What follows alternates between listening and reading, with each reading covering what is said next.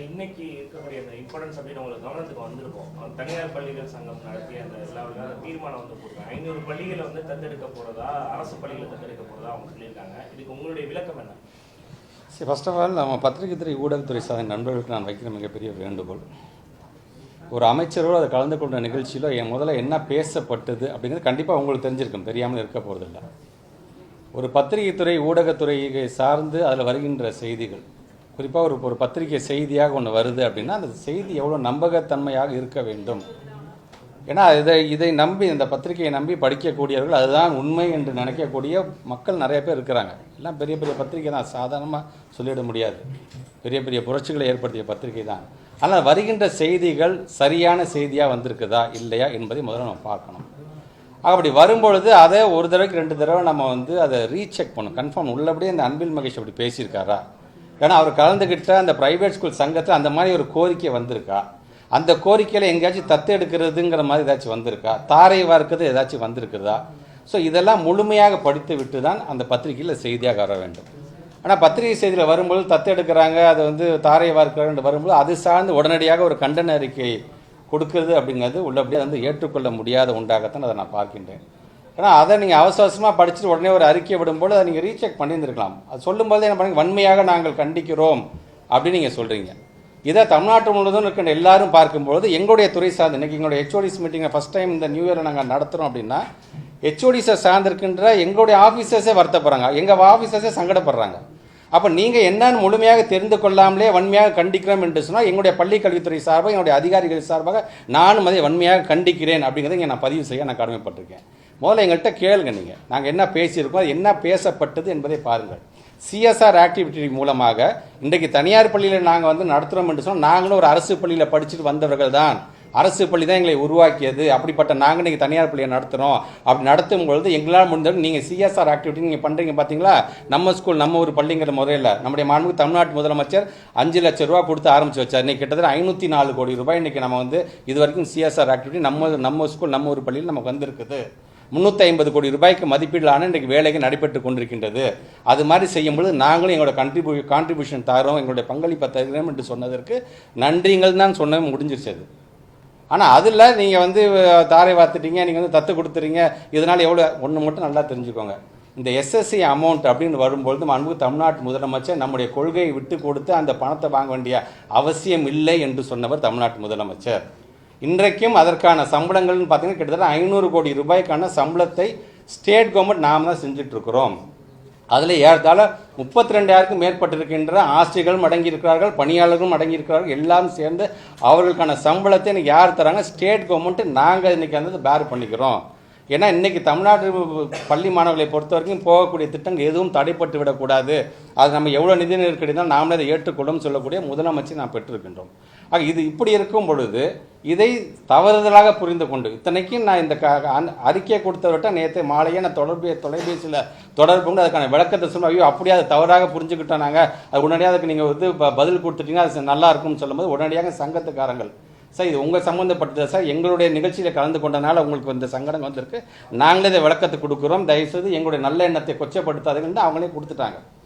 இப்படி நான் தொலைபேசியில் தொடர்பு கொண்டு சொன்னதுக்கு அப்புறமேட்டு சங்கத்துக்காரங்க கொடுத்தது எல்லா பத்திரிகை ஊடகத்துறை சார்ந்த நண்பர்களும் நீங்கள் அதை கேரி பண்ணதுக்கு அப்புறமேட்டும் இன்றைக்கி அவங்களுடைய இயக்கத்தை சார்ந்த பத்திரிகையில் இந்த மாதிரியான செய்தி வருகிறது, தலைப்பாக வருகிறது என்பதை உள்ளபடியே எங்களுடைய துறை சார்ந்திருக்கின்ற நாங்கள் சங்கடம் பட்டிருக்கின்றோம். அதே நேரத்தில் வன்மையாக நாங்களும் கண்டிக்கிறோம் என்பதை நான் தெரிவிச்சுக்கிறேன். நான் இன்றைக்கு தமிழ்நாட்டுடைய முதலமைச்சர் பள்ளி கல்வித்துறை சார்ந்து இன்றைக்கு பல்வேறு விதமான திட்டங்களை நம்ம கொண்டு வந்து கிட்டத்தட்ட 60-67 திட்டங்களை கொண்டு வந்து இன்றைக்கி நான் சொன்ன மாதிரி இந்த யூடைஸுக்கு சென்ட்ரல் கவர்மெண்டோட ரிப்போர்ட், இது நாங்கள் கொடுக்குற ரிப்போர்ட் இல்லை, ஏதோ எங்கள் ஆஃபீஸஸ்லாம் உட்காந்து இந்த ரிப்போர்ட்டை கொடுக்கல.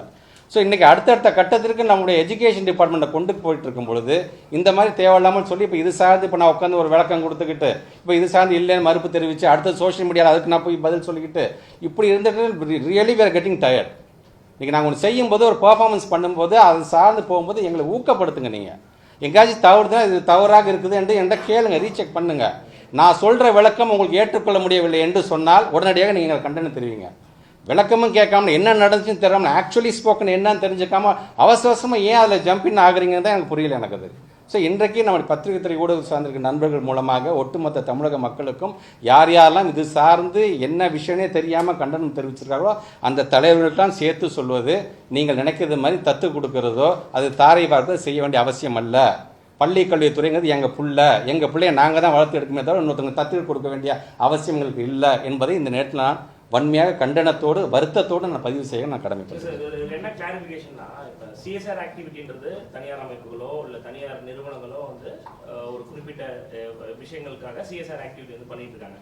இப்போ நீங்கள் சொன்னது மாதிரி தான், இப்போ நம்ம பள்ளின்னு சொல்லி கவர்மெண்ட்டே வந்து நடத்தும் பொழுது அந்த சிஎஸ்ஆர் ஆக்டிவிட்டியை வந்து தனியார் பள்ளிகள் வந்து டைரெக்டாக கவர்மெண்ட் பள்ளிகளை வந்து எடுத்து அவங்க சிஎஸ்ஆர் ஆக்டிவிட்டி பண்ணுறதுக்கு கவர்மெண்ட்டே வந்து கொடுக்கலாம் அப்படின்னு சொல்லி நீங்கள் டிமாண்ட் பண்ணலாம்ல. நீங்கள் எங்கள்கிட்டே கொடுங்க, நாங்களே வந்துட்டு எங்கள் அரசு பள்ளிகளை வந்து நாங்கள் சிஎஸ்ஆர் பண்ணணும்னு ஆசைப்படுறவங்கள வந்து பார்த்திங்கன்னா பல வகைகள் உண்டு. ஒன்று வந்து இந்த ஸ்கூலுக்கு என்ன தேவை, 2 பெஞ்சு தான் தேவையா, என்னால் அவ்வளோதாங்க தர முடியும், பெஞ்சு கொடுக்குறவங்க இருப்பாங்க.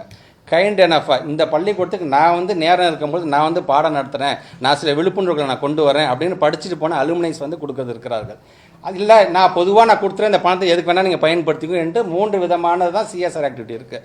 அது சார்ந்து இருக்கும்பொழுது தான் அவங்க நான் படித்த பள்ளிக்கூடத்துக்கு தரேன், இல்லைனா என் சமுதாயத்தில் இருக்கின்ற பள்ளிக்கூடத்துக்கு தரேன் என்று அவர்களே வரும் பொழுது அப்படி சொன்னாலும் அவர்கள் அதற்கும் அவங்க தயாராக தான் இருக்காங்க. 500 பள்ளிக்கூடம் இல்லை 1000 பள்ளிக்கூடம் நாங்கள் பறந்ததுக்கு தயாராக இருக்கணும்னு தான் சொல்லியிருக்காங்களே தவிர இதன் சார்ந்து ஏதோ அவங்ககிட்ட நாங்கள் ஒப்படைச்சிட்டோம், ஒட்டுமொத்தமாக ஸ்கூல் டிபார்ட்மெண்ட்டை ஒப்படைச்சிட்டோங்கிற மாதிரியான செய்திகள் வரை தயவுசெய்து தவிர்க்க வேண்டும் என்று நான் கேட்டுக்கொள்கிறேன். அதாவது ரைட் டு எஜுகேஷன் ஆக்ட் படி வந்து தனியார் பள்ளிகள் வந்து ஒரு குறிப்பிட்ட சதவீதத்துக்கு வந்து மாணவர்களுக்கு கொடுக்கணும். அந்த பணத்தையே வந்து அரசுகிட்ட வந்து கேட்கக்கூடிய தனியார் பள்ளிகள் இந்த மாதிரியான அரசு பள்ளிகளை வந்து தத்தெடுத்து பண்றன்றது ஒரு முரண் இருக்குல்ல. ஏன்னா அந்த அதே கூட்டத்தில் அவங்க தீர்மானம் நிறைவேற்றிருக்காங்க, ஆர்டிக்கு அரசு வந்து எங்களுக்கு பணம் கொடுக்கணும் அப்படின்னு. இந்த மாதிரியான முரண் இருக்குல்ல. இல்லை மீண்டும் சொல்கிறேன், இந்த தத்து எடுத்துங்கிற வார்த்தை செஞ்சு எடுத்துருக்கேன், தத்து எடுக்கிறது இல்லை. அது வந்து நாங்களும் எங்களால் முடிஞ்ச கான்ட்ரிபியூஷனை தரேன்னு என்று சொல்லியிருக்காரு. ஆர்டிஐயை பொறுத்து உங்களுக்கே தெரியும், இன்றைக்கி ஒன்றிய அரசு நம்ம என்ன தான் நம்மள நெருக்கடியில் தள்ளிக்கிட்டு இருந்தாலும் இன்றைக்கு நாம் தனியார் பள்ளிக்கு தர வேண்டிய ஆர்டிஐ அமௌண்ட் இன்னும் பெண்டிங்கில் தான் இருந்துகிட்டு இருக்கு நமக்கு. ஸோ அந்த ஃபண்டு எப்போ வருதோ அதை பார்த்து ஒவ்வொன்றையும் பேர் பண்ணி நம்ம கொடுத்துட்ருக்கோம். நம்ம இவ்வளோ நம்ம பேசுகிறோமே, ஏன் நம்ம சார் இந்த ஒன்றிய அரசு ஏன் சார் நம்ம பணத்துக்கு நம்ம கொடுக்க மாட்டேங்கிறாங்க, ஏன் சார் இன்றைக்கி நம்ம வந்து இவ்வளோ கழுத்தை நெரிக்கிறாங்க? தயவுசெய்து இப்போயும் நான் சொல்கிறேன், அவங்க மூலமாக எங்களுடைய மாநில பட்டியலுக்கு தயவுசெய்து எங்களுடைய கல்வியை கொடுத்துருங்க, அதை நாங்களே பார்த்துக்குறோம். எங்கள் பிள்ளைங்களை நான் எப்படி வளர்த்திருக்கோம் நாங்கள் இன்றைக்கி நாங்கள் காமிக்கணும். பார்த்தீங்கன்னா இந்த மாதிரி நாங்கள் இந்த பட்டியல் நாங்கள் எங்கே வந்திருக்கோன்னு இது இன்னும் மிக விரைவாக 1வது இடத்துல வரதுக்கான அனைத்து வேலையும் செய்து நாங்கள் காத்துக்கணும். தயவு செஞ்சு மாநில பட்டியல்களை கொடுத்துருங்க அப்படிங்கிறத மீண்டும் நான் வைக்க நான் கடமைப்படுத்துகிறேன். ஆர்டிஐ வந்து பார்த்தீங்கன்னா ஃபண்ட் வந்து இன்னும் மத்திய அரசுகிட்ட இருந்தால் தனியார் பள்ளிகளுக்கு போலன்னு சொல்கிறாங்க, இல்லை நம்ம கிட்ட இருந்தால் போலே இல்லை அதான் இப்போ திருப்பி அவங்க எஸ்எஸ்சியில் வந்து எஸ்எஸ்சினால எவ்வளோ இம்பேக்ட் இருக்குது, எவ்வளோ ப்ராஜெக்ட் நமக்கு வந்து அடி வாங்குது. உதாரணத்துக்கு இப்போ நம்ம வந்து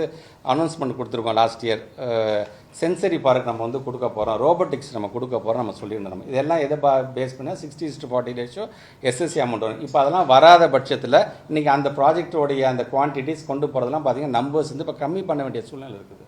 பட் இருந்தாலும் இன்னமும் அந்த பிடிவாதத்தோடு அந்த ஒன்றிய அரசு நீ வந்து இந்த கொள்கையை ஏற்றுக்கணும், அந்த கொள்கையை ஏற்றுக்கணும், இது பண்ணாதான் நான் பணம் தருவேன் அப்படின்னு சொல்கிறது இது வந்து ஒரு பிளாக்மெயிலாக தான் நான் பார்க்குறேன், ஒரு மிரட்டலாகத்தான் நான் பார்க்குறேன்.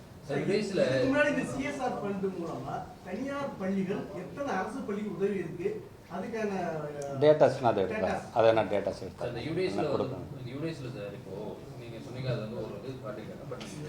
டாய்லெட்ஸை பற்றி அது ஒரு இது புரியவர்கள் சொல்லியிருக்காங்க சார். கிட்டத்தட்ட வந்து பார்த்தீங்கன்னா கேர்ள்ஸ் டாய்லெட் மட்டுமே நாட்டின் ஃபங்க்ஷன் வந்து 1199 டாய்லெட்ஸ் வந்து ஃபங்க்ஷனலாக இருக்குது. ஆல்மோஸ்ட் 90% மேலே இருந்தாலும் நான் ஃபங்க்ஷனலாக ஒரு டாய்லெட்ஸ் இருக்குன்றது அதில் சொல்லியிருக்காங்க. அதே பாய்ஸ் டாய்லெட்டும் 1158 டாய்லெட் வந்து நான் ஃபங்க்ஷனலாக அவங்க சொல்லியிருக்காங்க.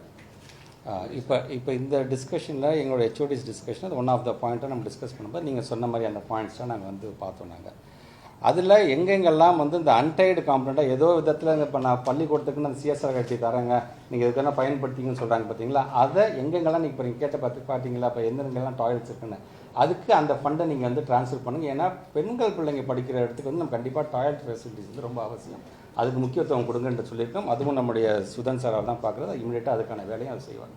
இப்போ நீங்கள் இன்றைக்கி சொல்கிற இந்த கணக்கு வருங்காலத்துக்கு இன்னும் கொஞ்சம் கொஞ்சமாக குறையும் என்று தான் நான் கருதுறேன். சார், இந்த நேஷனல் எஜுகேஷன் பாலிசியை பொறுத்த வரைக்கும் நம்ம அதை அகைன்ஸ்டாக இருக்கும் அப்படின்றது பல முறை வந்து நம்ம பதிவு பண்ணியிருக்கோம். இப்போ இந்த எஸ்எஸ்சியை பொறுத்த வரைக்கும் அவங்க நேஷனல் எஜுகேஷன் பாலிசியை வந்து அக்செப்ட் பண்ணால் தான் அவங்க ரிலீஸ் பண்ணுவோம் அப்படின்ட்டாங்க. ஸோ நம்ம இதை எப்படி ஹேண்டில் பண்ண போகிறோம்? ஏன்னா நம்மளுக்கு பணம் வரணும், நீங்கள் சொல்கிற மாதிரி வந்து ஆசிரியர்களுக்கு சம்பளம் கொடுக்குறது, இந்த மாதிரியான விஷயங்கள்லாம் வந்து நம்ம ஹேண்டில் பண்ணணும். இதை எப்படி நம்ம டீல் பண்ணுறோம்? கொள்கை ரீதியாக நம்மளுடைய கொள்கையில் நம்ம ஸ்ட்ராங்காக இருக்கோம், அது எந்த விதத்துலையும் நம்ம வந்து அதை விட்டு கொடுப்பதாக இல்லை. அதே நேரத்தில் பணம்னு வரும்பொழுது நம்முடைய கல்வி சார்ந்து நமக்கு என்னென்னது எங்கேயுமே தடைப்படாமல் அதை வந்து ஸ்டேட் கவர்மெண்ட்டை பேர் பண்ணிக்கலாங்கிற முடிவில் தான் நம்முடைய மாண்புக்கு தமிழ்நாட்டு முதலமைச்சர் அவர்கள் இருந்து கொண்டிருக்கின்றார்கள். இன்னமும் பார்த்தீங்கன்னா ஒன்றிய அரசு வந்து எங்களுடைய ஆஃபீஸஸ் மூலமாக ஏன் இன்னும் அமைதியாக இருக்கிறீங்க, ஏன் வந்து கேட்க மாட்டீங்க, ஏன் வர மாட்டீங்க, கையெழுத்து போட்டால் தான் என்ன, மற்ற ஸ்டேட்லாம் கையெழுத்து போடுது அப்படிங்கிற ஒரு அழுத்தத்தை மறைமுகமாக இன்னும் அவங்க கொடுத்துக்கிட்டு தான் இருக்கிறார்கள். பட் இது வரைக்கும் நாம் அதுக்கு வந்து அடிப்பணிய வேண்டிய அவசியம் இல்லை. எதாக இருந்தால் ஸ்டேட் கவர்மெண்ட் நம்மளே பார்த்துக்கலாம். நம்ம பிள்ளைங்களுக்கு என்ன தேவைங்கிறது அது நமக்கு தான் தெரியும். அவங்கள காட்டிலும் எங்கள் முடிவில் தான் நம்ம இருக்கின்றோம். ஏற்கனவே நம்ம வந்து இந்த ஒரு வருஷத்துக்கு வந்து 6000 பேருக்கான எக்ஸாம்ஸ் எழுதி முடிச்சிருக்காங்க. உங்களுக்கே தெரியும். அதில் பிடிஏ பொறுத்த வரைக்கும் 3192 பேருக்கு நாங்கள் அப்பாயின்மெண்ட் ஆர்டர் கொடுக்க போகிற நேரத்தில் இன்றைக்கி வந்து ஒரு வழக்கு போட்டு அது நிற்கிறாங்க. அதில் கிட்டத்தட்ட 6 மாதம் ஆகிடுச்சு. ஏன்னா உங்களுக்கே தெரியும், மாண்புமிகு பொருந்திய நீதிமன்றம் அது எப்போ நம்பரிங் பண்ணுறாங்களோ அது பண்ணும்போது அதை ஃபைட் பண்ணுறதுக்கு நாங்களும் தயாராக இருக்கிறோம். இது சார்ந்த வழக்குகள், சில வழக்குகள் இங்கே ஹைகோர்ட்டில் இருக்குது, சில வழக்குகள் சுப்ரீம் கோர்ட்டில் இருக்குது. சுப்ரீம் கோர்ட்டுக்கும் பார்த்திங்கன்னா நம்பரிங் பண்ணுறதுக்கே அவங்க வந்து விடமாட்டுறாங்க போதே நமக்கு வருத்தமாக போகும். அட்லீஸ்ட் ஒன்ஸ் அதை நம்பர் பண்ணிட்டா கூட நம்ம ஆளுங்க வந்து நம்மளுடைய அட்வொகேட் ஜெனரல்ஸ் வந்து அதை பேசி அதுக்கான ஒரு நல்ல ஒரு தீர்வை கொடுத்துருவாங்க. இதற்கு உங்களை மாதிரி தான் நாங்களும் மாண்புமிகு பொருந்திய நீதிமன்றத்துக்கு தீர்ப்புக்காக நான் காத்துக்கிறேன்.